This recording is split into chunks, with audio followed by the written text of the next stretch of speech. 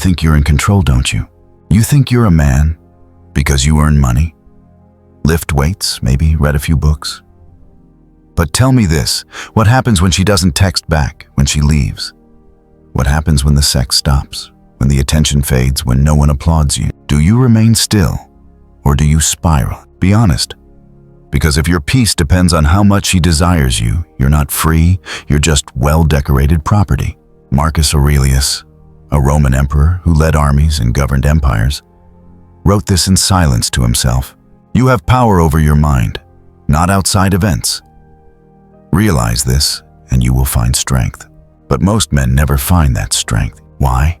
Because they're addicted. Not to alcohol, not even to porn. They're addicted to being desired, to being wanted, to being needed. You don't crave a woman. You crave what her validation makes you feel.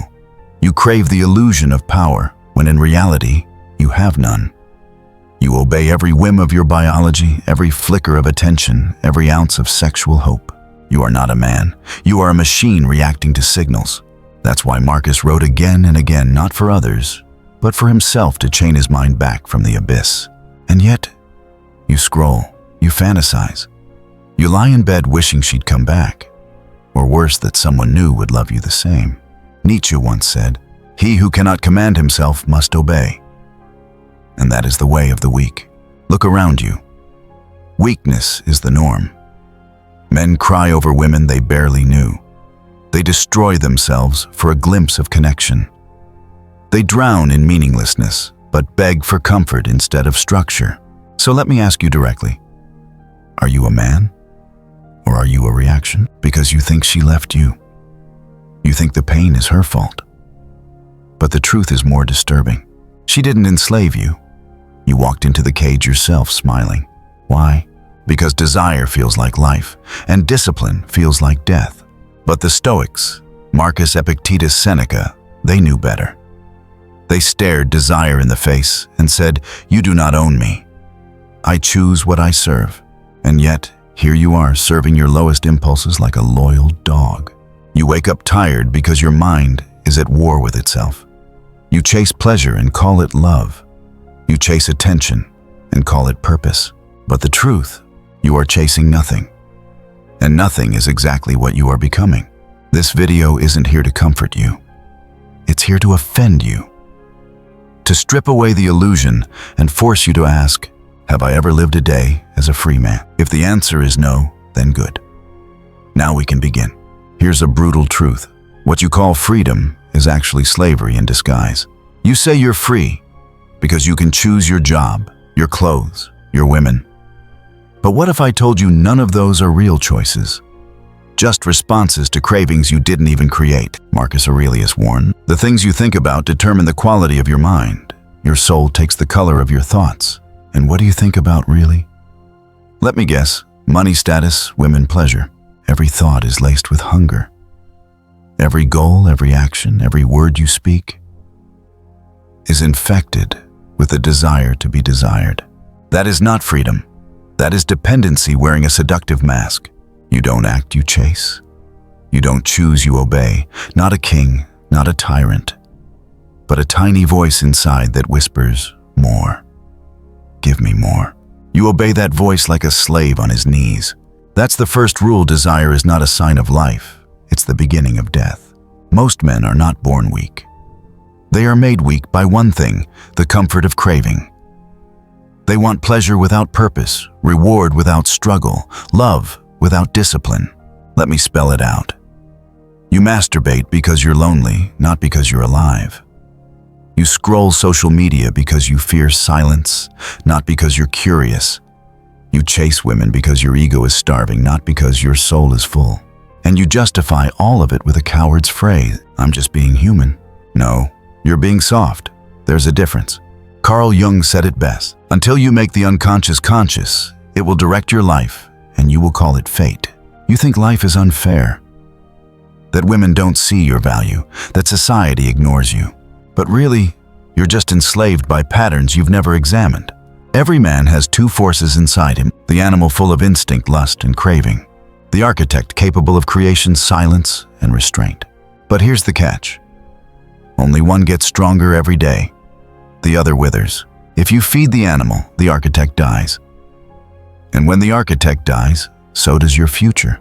Marcus Aurelius, emperor of the most powerful empire on earth, lived like a monk. He denied himself pleasure not because he hated it, but because he refused to be ruled by it. It is not that we have a short time to live, but that we waste a lot of it. That's why you suffer. Not because life is hard, but because you waste it chasing ease. You mistake hunger for ambition. You mistake attention for love. You mistake stimulation for joy. You've been sold sugar-coated chains since the day you were born. Follow your heart. Do what feels right. Trust your emotions. But let me ask you something. How's that working for you? Has pleasure made you powerful? Has comfort made you clear? Has desire made you dangerous or just desperate? Stoic men understood, to be free, you must become disciplined enough to say no to yourself. Not once, not twice, every single day. But you cave the moment temptation knocks. You lie to yourself, just this once. I deserve it. No, you don't deserve anything. You earn it or you don't have it. And here's the secret nobody tells you. The more you feed desire, the hungrier it gets. The more you chase women, the more they run.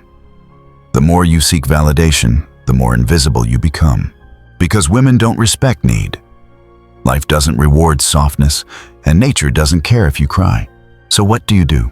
You fight, not with fists, but with silence, with detachment, with control. Every time you want to give in, don't. Every time your body screams for comfort, walk into discomfort. Every time you feel weak, do something hard. That's how you kill the animal. That's how you free the architect. Nietzsche once wrote, "A man who has a why can bear almost any how. If you don't have a why, you will drown in 1,000 little hows. 1,000 small temptations, each one taking a piece of your soul." Here's what Marcus Aurelius knew. The man who resists desire is feared. The man who controls his impulses commands armies not of men, but of his own demons. And in a world full of impulsive slaves, the self-controlled man becomes a god among insects. You want real freedom? Then make this your creed. If it is not right, do not do it. If it is not true, do not say it. If it is not aligned with my highest self, burn it down. Walk away from comfort. Starve your cravings. Disobey the animal. Because until you do that, you will never be free. You've been lied to your entire life. They told you to follow your heart. They told you to express your feelings. They told you emotions are the most authentic part of who you are. But that's not the truth. That's marketing. That's emotional slavery with a smile. Here's the third truth. Emotion is a trap, not a guide. You think you're making decisions. You think you're rational. But in reality, you're just reacting to your latest emotional high or crash. She texts you. You're flying. She ignores you. You're falling. She compliments you. You're God. She criticizes you. You're trash. That's not love. That's addiction. And addiction, by definition, is slavery. Kierkegaard said, "Anxiety is the dizziness of freedom." Most men don't want freedom because freedom means uncertainty. Freedom means silence. Freedom means standing alone without needing anyone to validate your existence. You don't want that. You want to be held. You want to be told you're special. You want your pain to be soothed by someone else's affection. But here's the reality. Every time you chase emotional relief, you're running deeper into the trap. Emotions lie. They distort. They seduce. They amplify weakness and disguise it as truth. You think, "I'm hurt, so she must have done something wrong?" No. You're hurt because you invested meaning into someone else's behavior, and now you're paying the price. Marcus Aurelius warned us, you have been made a part of the whole. You will vanish into that which produced you, or rather you will be changed, dissolved, absorbed into the universe's rational law. What does that mean? It means your personal drama is irrelevant. The universe doesn't care about your breakup, your loneliness, or your heartbreak.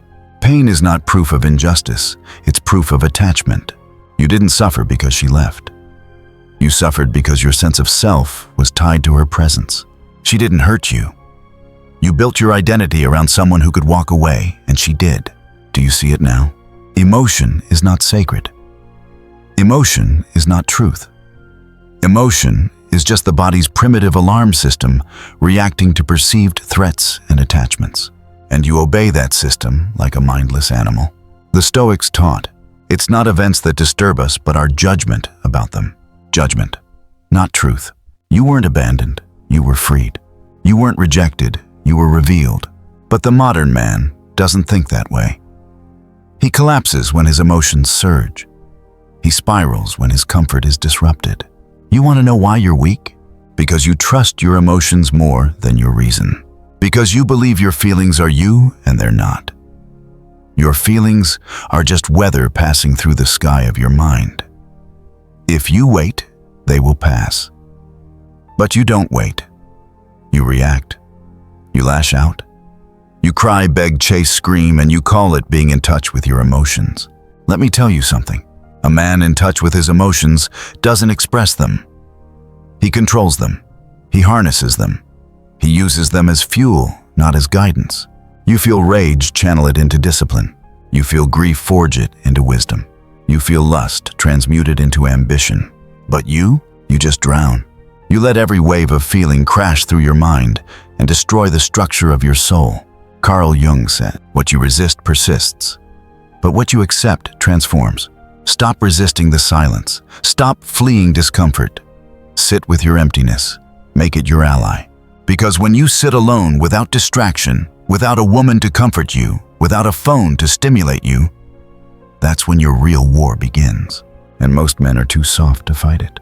They need constant stimulation because they're terrified of meeting the version of themselves that lives beneath the emotion, the version that is hungry, unfulfilled, terrified of being forgotten, terrified of dying without ever being truly known. That fear, that's the trap. Emotion wants you to run. Wisdom demands that you stay. When you feel panic, stay. When you feel rage, breathe. When you feel sadness, observe it. Don't become it. Because here's the truth no one dares tell you. If you are your emotions, you are nothing. If you can't separate yourself from your urges, you are not a man, you're a puppet. And who holds the strings? Every woman who smiles at you. Every insult from a stranger. Every social rejection. Every fleeting high of attention. You are dragged through life by invisible chains, and you call it being alive. But you're not alive. You're automated. You're owned. And until you look your emotions in the eye and say, you don't define me, you will remain a slave. Marcus Aurelius didn't suppress emotion because he was cold. He mastered it because he was strong. And in a world that worships weakness disguised as self-expression, his silence is louder than a million broken men screaming for validation. So she left, and now the silence is unbearable, not because you lost her, but because you never truly knew who you were without her. She was your mirror, your validation, your drug. And now that she's gone, you're left with nothing but the cold reflection of your own weakness. That's the brutality of freedom. When the illusion dies, reality is merciless. Freedom isn't a warm sunrise or an inspiring speech. It's a graveyard, a battlefield, a long night without applause or affection. Marcus Aurelius knew this all too well. He wrote, "Waste no more time arguing what a good man should be. Be one." But the path to becoming a good man is paved with shattered versions of the man you thought you were. You thought you were strong until she walked away. You thought you were whole until she took her love with her. You thought you were wise until your emotions choked you like a leash around your throat, around your mouth, and now you sit in pieces. Ashes of a man who once begged someone else to complete him. Good, let it burn. Because what comes next will either forge you or finish you. This is where the real work begins. You must become your own blacksmith. You must gather your broken parts and melt them down. Burn the boy who craved attention. Burn the addict who mistook lust for connection.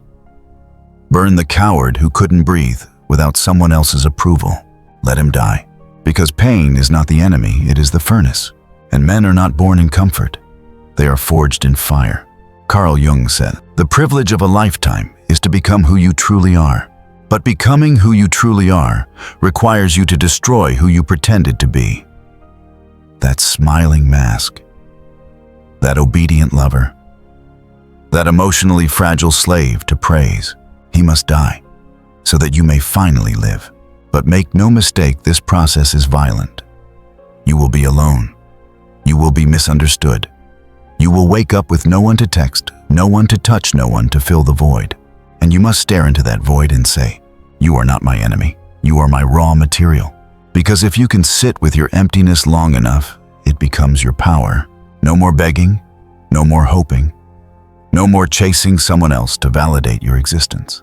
You must become the source of your own discipline, the source of your own clarity, the source of your own authority.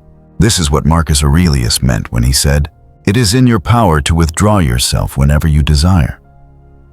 Perfect tranquility consists in the good ordering of the mind. Withdraw from what? From dependency, from fantasy, from the cheap highs that once controlled you like a rabid dog. You must build a fortress inside your own skull, and then guard it ruthlessly, because the world will try to break in. A soft voice, a tempting smile, a message at 1 a.m. They'll promise connection, but sell you chains. And if you haven't reforged your mind, you will surrender all over again. But not this time. This time you remember, you are the weapon. You are the fire. You are the silence that doesn't need to be heard to matter. Freedom is not granted. It is carved into the soul by years of suffering without complaint. It is earned by choosing to stand alone, not because you want to, but because you refuse to be owned. Nietzsche put it simply, the individual has always had to struggle to keep from being overwhelmed by the tribe. And in this age, the tribe is emotional dependency, romantic addiction, the desperate need to be seen, touched, adored. You must kill that need. Replace it with purpose. Replace it with structure. Replace it with silence that cuts deeper than any scream. That's what Marcus Aurelius did. An emperor surrounded by opulence, chaos, war, and yet he wrote quietly each morning, sharpening his mind like a blade. You must do the same. Write your own rules. Command your own mornings. Discipline your own flesh.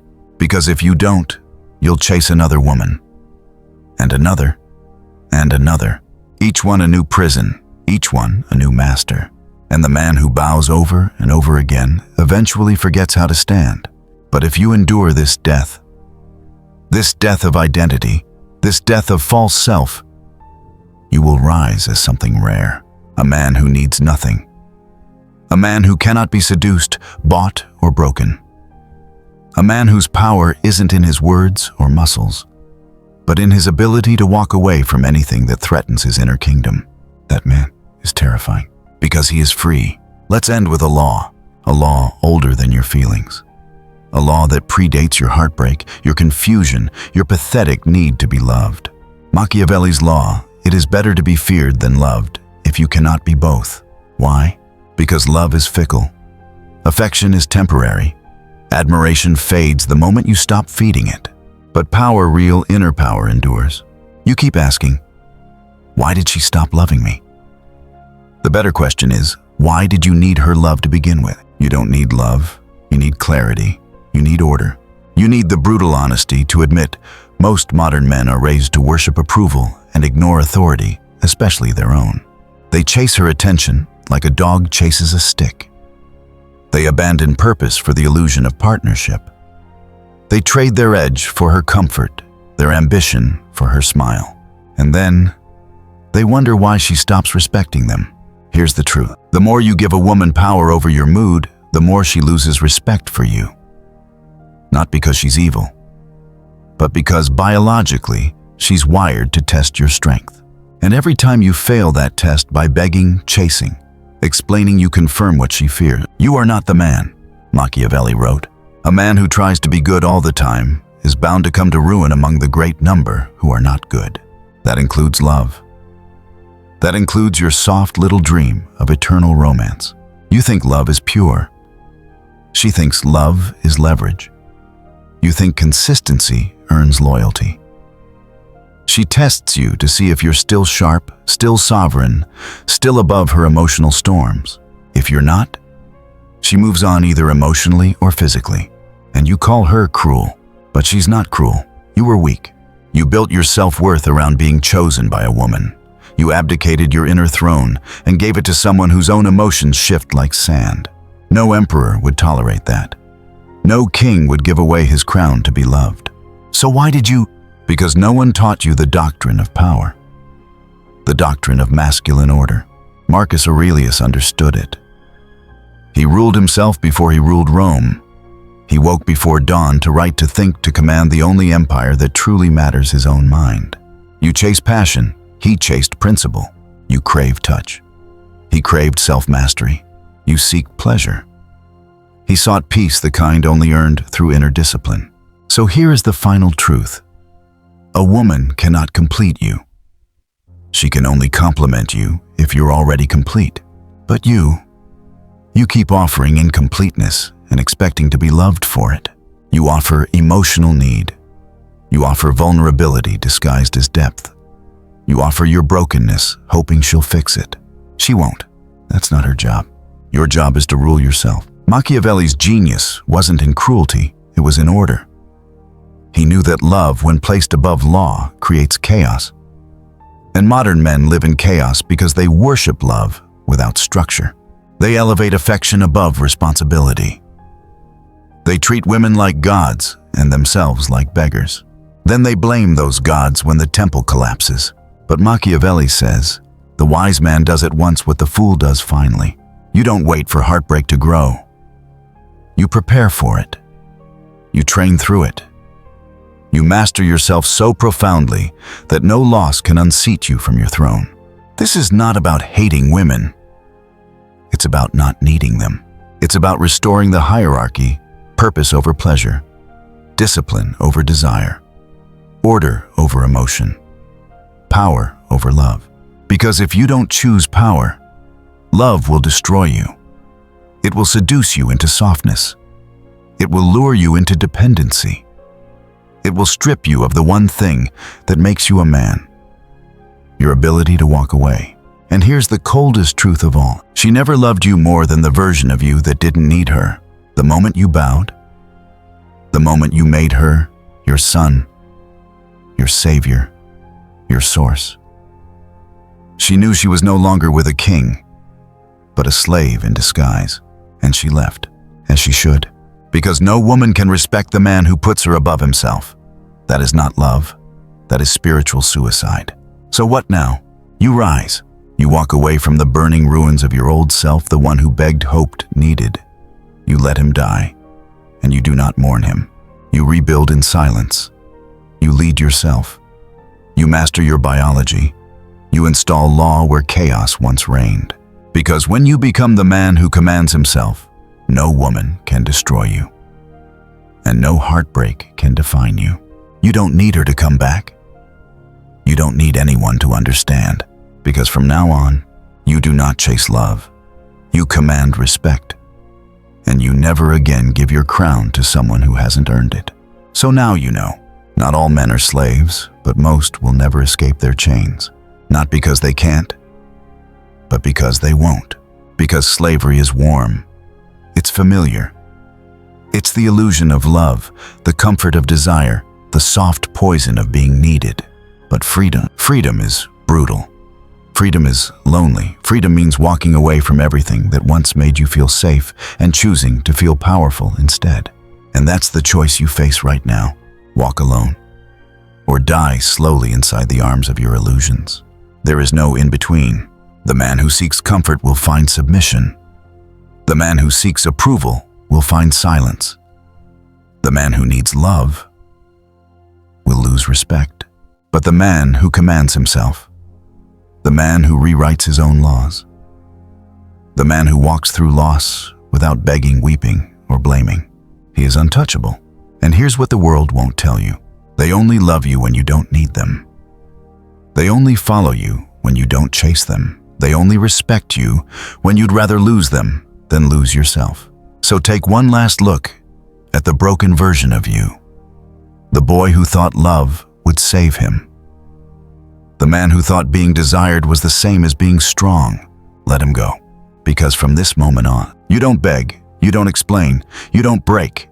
You walk with nothing, with no one. And that is exactly what makes you unstoppable. She left good. Now there is nothing left to distract you from your rebirth.